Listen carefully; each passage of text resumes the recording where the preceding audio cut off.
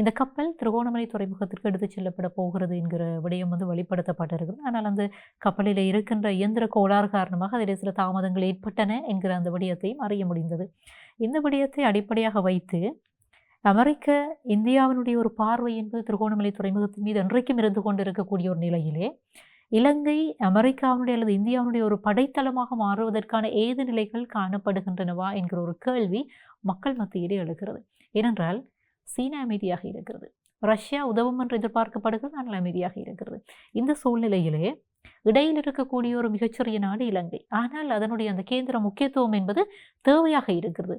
இந்த சூழ்நிலையை நீங்கள் எப்படி புரிந்து கொள்ளுகிறீர்கள்? எதிர்காலத்தை நாங்கள் எப்படி இந்த இடத்துல அனுமானித்துக் கொள்ள முடியுமா? இது தொடர்பாக நான் முன்னாடி கட்டுரை எழுதியிருக்கிறேன். இந்த ஈரான் போர் எப்படி நடக்கும் என்னுடைய தளத்திலே நான் தொடர்ச்சி பேசியிருக்கிறேன். இலங்கை இதில் ஒரு முக்கியமான ஒரு தளமாக ஜியோகிராபிக்கல் பாயிண்டாக இருக்கும். அப்படிதான் இருக்குது. இலங்கையினுடைய அமைவிடம் இருக்கிறதால அப்படி இருக்கு.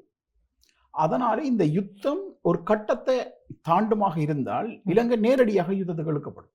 இலங்கை என்ற தளம் நேரடியாக யுத்தத்துக்கு இழுக்கப்படும்.